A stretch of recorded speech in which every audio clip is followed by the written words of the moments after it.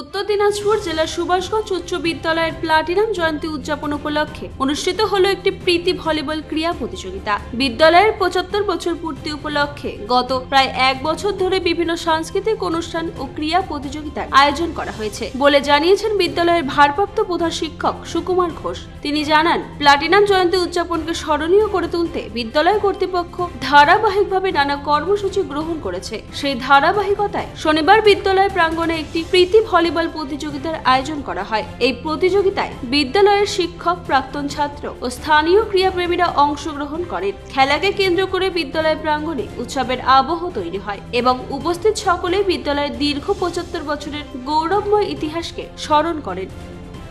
আপনার নাম এবং কি দায়িত্বে আছেন? সুকুমার ঘোষ, ভারপ্রাপ্ত প্রধান শিক্ষক, সুভাষগঞ্জ স্কুল। আজকে আপনাদের কি কর্মসূচি? আজকে আমাদের ৭৫ বছর যে আমাদের প্ল্যাটিনাম জুবলি চলছে, যেটা আমরা ২১শে জানুয়ারি আমরা বর্ণাঢ্য শোভাযাত্রার মাধ্যমে শুরু করেছি এবং মাঝখানে আমাদের অঙ্কন প্রতিযোগিতা ছাত্রছাত্রীদের মধ্যে সেটাও আমাদের হয়ে গেছে এবং গোটা বছর ধরেই আমাদের প্রোগ্রামগুলো হবে। এবং এই বছর পুজোর আগে আমরা বিভিন্ন বিদ্যালয়ের সাংস্কৃতিক প্রতিযোগিতা এবং লাস্টে আমরা একটা বড় আকারের সেলিব্রিটি দিয়ে সেখানে আমরা ৭৫ বছর পূর্তি উৎসবটাকে আমরা সমাপ্তি করবো আর কি।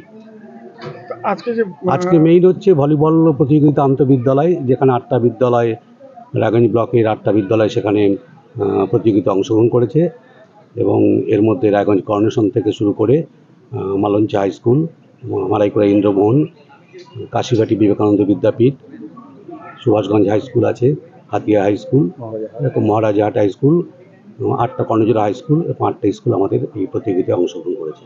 কি উদ্দেশ্যে এই প্রতিযোগিতা? উদ্দেশ্য বলতে আমাদের ছাত্রছাত্রীদের মধ্যে বিভিন্ন আমরা পড়াশোনার পাশাপাশি সাংস্কৃতিক যেরকম আমরা বিভিন্ন প্রতিযোগিতাগুলো সারা বছর করে থাকি, ঠিক তেমনি টিচারদের মধ্যে যেটা আমাদের ভলিবল কম্পিটিশন, তাতে ছাত্রছাত্রীরা উৎসাহিত হবে এবং তারাও খেলাধুলার প্রতি আরও আগ্রহ বাড়বে, সেই উদ্দেশ্যেই করা।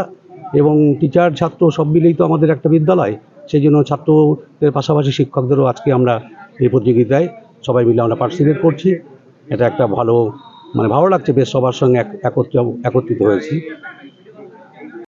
রায়গঞ্জ থেকে রামকৃষ্ণ দাসের রিপোর্ট, কুলিক নিউজ।